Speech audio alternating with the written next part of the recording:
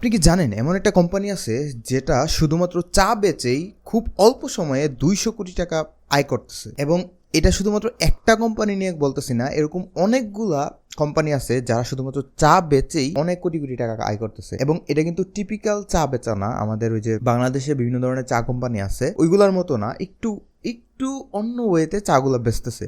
এবং কিভাবে সেটা করতেছে এবং বাংলাদেশে নতুনভাবে ওইটা পসিবল কিনা আমি আবার বলছি, এটা কিন্তু টিপিক্যাল চা ব্যবসায়ীর মতো না। এটা ইমোশন বিক্রি করতেছে, এটা চা বিক্রি করতেছে না, মেইনলি অন্য কিছু বিক্রি করতেছে চায়ের নামে, বা চাই মানে কথাগুলো একটু ঘোলাটে লাগতে পারে। সো এটা নিয়ে আমরা আজকের এই ভিডিওটা, এটা নিয়ে কথা বলবো। সো সম্পূর্ণ ভিডিওটা দেখার জন্য আমন্ত্রণ রইল। প্রথমে আমি আপনাকে একটা চা কোম্পানির নাম বলি। চা কোম্পানিটা হচ্ছে ইন্ডিয়ার চা কোম্পানি এবং এইটার নাম হচ্ছে বাদাম ইন্ডিয়া। এই কোম্পানিটা মাত্র কয়েক বছরে এক বছরের মধ্যে 200 কোটি টাকার মতো রেভিনিউ জেনারেট করছে শুধুমাত্র চা বিক্রি করে। এবং এটা কিন্তু রিসেন্ট ঘটনা। এই কোম্পানিটার ইনসাইট হচ্ছে এটা এই কয়েক বছরে $25 মিলিয়ন মতো ইনভেস্টমেন্ট পাইছে। এবং এটার মানে সবচেয়ে বড় কারণ হচ্ছে এরা শুধু ইন্ডিয়ান মার্কেটকে টার্গেট করছে না, এরা পুরো গ্লোবাল মার্কেট টার্গেট করছে। অর্থাৎ তাদের প্রোডাক্ট 100টার বেশি দেশের মধ্যে সাপ্লাই হইতেছে। এখন আপনি ভাবতে পারেন যে এত কম সময়ের মধ্যে রিসেন্টলি এটা কিভাবে সম্ভব, যেখানে ইন্ডিয়ার মার্কেট অথবা বাংলাদেশের মার্কেট বড় বড় চা কোম্পানির ব্র্যান্ড, যেমন একটা কোম্পানির নাম আমার মনে আছে, মেবি এটা টাটা চি বা এরকম কিছু একটা। সো ওই কোম্পানিগুলাকে বিট করে এত ভালো পরিমাণে সেল জেনারেট করতেছে কিভাবে এটা পসিবল? কারণ ওই কোম্পানিগুলার কমপক্ষে হইলেও 20-25 বছর পুরানো হবে, আমি এক্স্যাক্টলি জানি না, এটার জন্য আমি সরি, বাট কমপক্ষে হইলেও এরকম 20-25 বছর বয়সী পুরানো তো হবেই। মেইন কারণ হচ্ছে, আমি আবারও বলছি, এটা ইন্ডিয়ার মার্কেটকে টার্গেটেড তো রেখেছেই, ইন্ডিয়ার সাথে সাথে ওরা গ্লোবাল মার্কেটকেও টার্গেট করছে। এবং গ্লোবাল মার্কেটকে টার্গেট করার মেইন অর্থাৎ প্রথম ধাপে ছিল অ্যামাজনে বিক্রি শুরু করা, যেটা মেবি আমাদের দেশ থেকে পসিবল না। এখন রিসেন্টলি কিছু চেঞ্জ আসছে, সো পসিবল হইতেও পারে, আমার ধারণা নাই, বাট 1 বছর আগেও পসিবল ছিল না। এখন পসিবল কিনা আমার একটু দেখতে হবে। অলসো অ্যামাজনে তো ওরা বিক্রি করছেই, অলসো ওদের নিজস্ব ওয়েবসাইট তো ছিলই, ব্র্যান্ডের তো প্রত্যেকটা ব্র্যান্ডেরই নিজস্ব ওয়েবসাইট থাকে, এটা স্বাভাবিক। এবং এদের মেইন যেই ফোকাসটা ছিল, ওরা কিভাবে বিক্রি করছে ওটা তো আমি বলতেছি, বাট ওদের আকর্ষণীয় যে জিনিসটা ছিল এটা হচ্ছে প্যাকেজিং এ। ওরা এমনভাবে প্যাকেজিং করছে জিনিসটাকে, আপনার দেখলে মনে হবে না যে এটা একটা নর্মাল টিপিক্যাল চায়ের প্যাকেট। আপনার কাছে মনে হবে যে এটা আপনাকে কেউ গিফট করছে, বা একটা গিফট বক্সের মতো মনে হবে, যেটা আপনি হয়তো সাধারণত বিয়ে বাড়িতে বা মুসলমানের অনুষ্ঠানে দিয়ে থাকেন। সেম ভাবে আমি আপনাকে আরেকটা কোম্পানির নাম বলি, সেটার নাম হচ্ছে টি বক্স।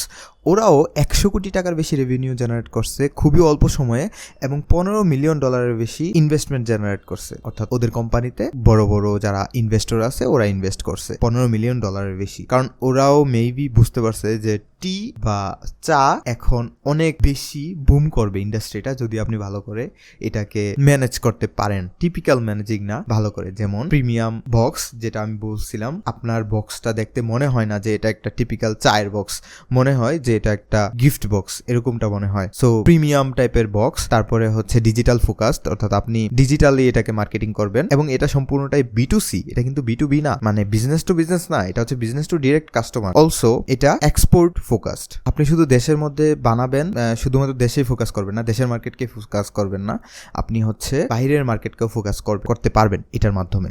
সো আগানোর আগে আমি একটা কথা বলি, যে এই কন্টেন্টটা বানানোর পেছনে কারণ হচ্ছে, বাংলাদেশে কিন্তু চায়ের অনেক প্রোডাকশন যেমন আছে, আমরা যেমন চায়ের কম টাকার মধ্যে আমরা যেমন চা বানাইতে পারি বিভিন্ন জায়গার মধ্যে, যেমন মেবি সুন্দরবন, আমি জানি না, আমার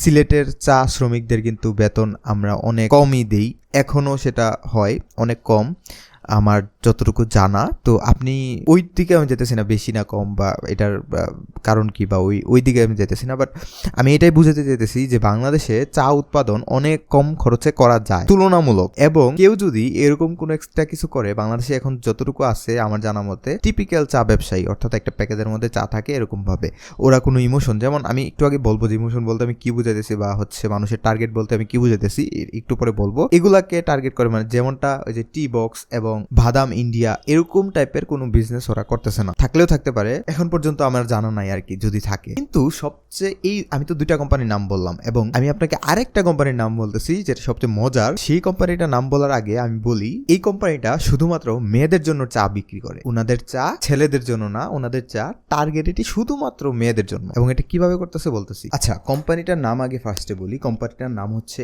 টি ট্রাঙ্ক এবং এই কোম্পানিটার কয়েকটা প্রোডাক্ট যদি আমি আপনাদেরকে বলি, প্রথম প্রোডাক্ট হচ্ছে পিকোস টি। পিকোস মানে হচ্ছে পলিসিস্টিক ওভারি সিনড্রোম, এটার ফুল মিনিং হচ্ছে এটা। এবং এটা সম্পর্কে নর্মালি যদি আমি বলি, ডিটেলস আপনারা রিসার্চ করে বা আর্টিফিশিয়াল ইন্টেলিজেন্সকে জিজ্ঞেস করলে বুঝতে পারবেন। এটার মেইন জিনিসটা হচ্ছে ফিমেলদের বিভিন্ন ধরনের সিনড্রোম থাকে, হরমোন জনিত, পিরিয়ড জনিত অনেক ধরনের অনেক কিছু থাকে। সো আমি ডিটেলসে বলতেছি না, আপনারা জাস্ট এআইকে জিজ্ঞেস করেন পিকোস টি বা পিকোস মানে কি, তাহলে বুঝে যাবেন।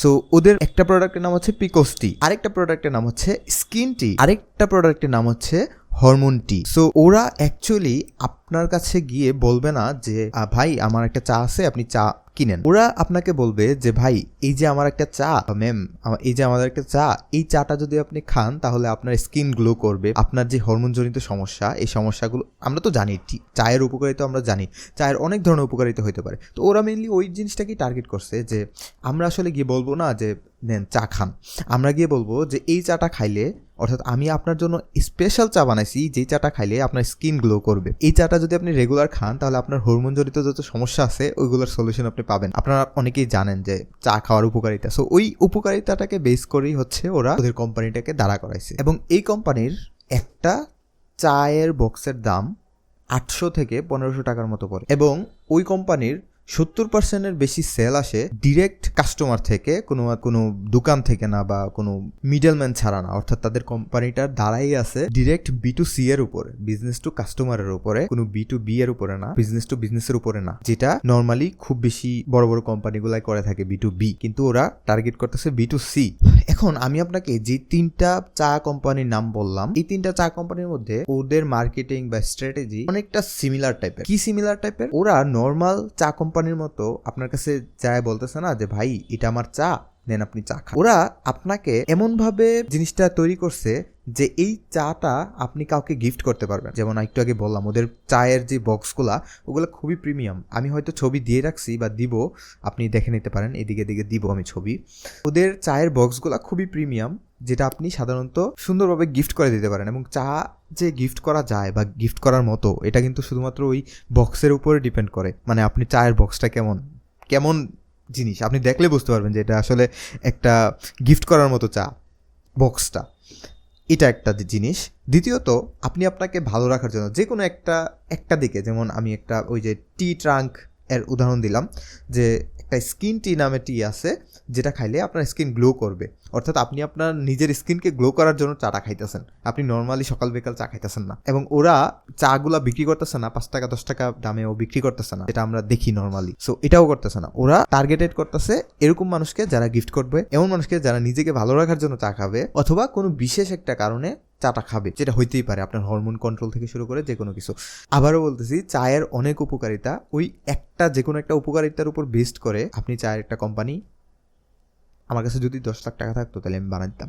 এখন আসেন বাংলাদেশে এই ধরনের কোম্পানি বিল্ড করা পসিবল কিনা। আমার মতে বাংলাদেশে বিজনেস টু বিজনেস এই দিকটা অনেকটা স্যাচুরেটেড হয়ে গেছে, কিন্তু বিজনেস টু কাস্টমার অর্থাৎ B2C যেটা, এটা এখনো অনেক আর্লি স্টেজে আছে। তার মানে হচ্ছে এই B2C মার্কেটে কম্পিটিশন অনেক কম এবং যে কেউ চাইলে সঠিক স্ট্র্যাটেজির মাধ্যমে আপনি B2C মার্কেটে ঢুকে যেতে পারেন যদি আপনার জিনিসটা জানা থাকে। তাছাড়াও আপনি যদি বাংলাদেশ মার্কেট থেকে এক্সপোর্ট করতে চান তাহলে আমাদের জন্য অলরেডি 2টা মার্কেট অলরেডি অনেক বড় আকারে আছে। একটা হচ্ছে ইউকেতে আমাদের অনেক ধরনের ইম্পোর্টের সুযোগ রয়েছে, এবং মিডল ইস্টের যে মার্কেট সৌদি আরব, কাতার, ব্লাবলা, এই মার্কেটে আমাদের ইম্পোর্ট করার মতো অনেক সুযোগ রয়েছে। কিন্তু আমার মতে শুরুর দিকটা যদি বাজেট কম হয় তাহলে শুধুমাত্র বাংলাদেশ মার্কেটকে টার্গেট করেই করতে পারা যেতে পারে।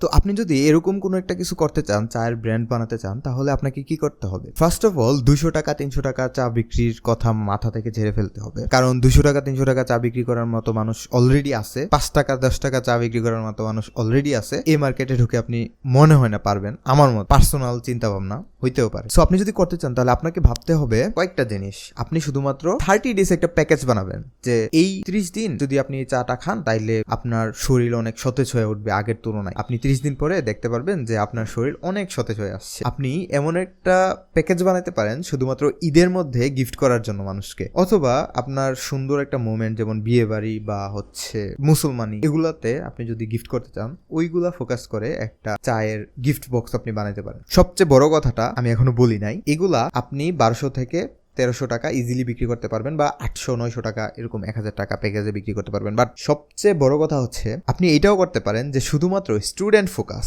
বাংলাদেশে যেহেতু অনেক স্টুডেন্ট থাকে, প্লাস অনেক স্টুডেন্ট হোস্টেলেও থাকে, কলেজ ইউনিভার্সিটি স্টুডেন্টরা, এবং স্টুডেন্টের মধ্যে ছেলে মেয়ে উভয়ই পড়ে। সো তাদেরকে ফোকাস করে যে হেই তোমরা যদি এগুলা খাও, এই চাটা যদি রেগুলার খাও, তাহলে তোমাদের ফোকাস বাড়বে, তোমাদের ক্লান্ত অনুভব হবে না, তোমরা ক্লাসে মনোযোগ দিতে পারবা, এরকম ব্লা ব্লা অনেক কিছু আছে, অনেক কিছু বের করা যাবে। সো শুধুমাত্র স্টুডেন্ট ফোকাসড করে, স্টুডেন্টদেরকে টার্গেট করে একটা চা কোম্পানি বাংলাদেশে দ্বারা হইতে পারে। আরেকটা হইতে পারে যারা চাকরি বাকরি করে বা চাকরি বাকরির আর্লি স্টেজে আছে, তাদের জন্য এরকম তাদের ফোকাসটা একটা চা হইতে পারে, যেখানে আপনি তাদেরকে বলবেন যে আপনি সারাদিন আপনার কর্পোরেট জব করার পরে আপনি যখন বাসায় আসবেন তখন যদি আমাদের এই চাটা খান তাইলে আপনার স্ট্রেস দূর হয়ে যাবে। সেম ভাবে আপনি যদি ইন্ডিয়ার মার্কেটটাকে একটু কপি করতে চান, যেমন মেয়েদের স্কিন গ্লো করার জন্য একটা চা, এটাও হইতে পারে। এখন দেখেন, আপনি কিন্তু কোনো মেডিসিন বিক্রি করতেছেন না, আপনি একটা চা বিক্রি করতেছেন, এবং চায়ের মধ্যেই মেডিসিন আকারে অনেক কিছু আছে, এবং আপনি যে কোনো ফ্রড করতেছেন এটাও না। আপনি বলতেছেন যে চায়ের উপকারিতা একটা বলতেছেন, যে কোনো একটা উপকারিতা। আমরা জানি চা খাইলে, কোনো একটা বিশেষ ধরনের চা খাইলে, এবং ওইটা যদি আমরা খাই তাহলে আমাদের স্কিন গ্লো করার একটা সম্ভাবনা আছে। এটা রিসার্চেও আছে, এবং আপনি ওই মার্কেটিং করার সময় এটাও বলতে পারবেন যে এই রিসার্চে এটা বের হয়েছে যে এই চাটা খাইলে মেয়েদের স্কিন গ্লো করে। সো যে কোনো একটা নিশে, অর্থাৎ আমি কি বললাম, যে আপনি গিফট করার জন্য আপনি চা বানাতে পারেন, মানে আপনার প্রিমিয়াম বক্স বানাইতে হবে এটার জন্য। আপনি স্টুডেন্ট ফোকাস চা বানাতে পারেন, কর্পোরেট স্ট্রেস দূর করার জন্য চা বানাতে পারেন, ফোর্থ আপনি স্কিন গ্লো করার জন্য চা বানাতে পারেন। সো আপনার কাছে আমার প্রশ্ন যে আপনি কি মনে করেন এরকম চায়ের একটা ব্র্যান্ড বাংলাদেশে কি আদৌ আছে? আমি জানি না, থাকলে আমাকে কমেন্টে জানান। অলসো যদি না থাকে বা থাকে, এরকম একটা ব্র্যান্ড যদি দাঁড়া করানো হয় তাহলে কি বাংলাদেশ মার্কেটে এটা চলবে কিনা আপনি আমাকে কমেন্টে জানান। দেখা হচ্ছে নেক্সট কোন একটা ভিডিওতে। সে পর্যন্ত আমার চ্যানেলটাকে সাবস্ক্রাইব করবেন আর ভিডিওতে একটা লাইক করে দিবেন। আল্লাহ হাফেজ।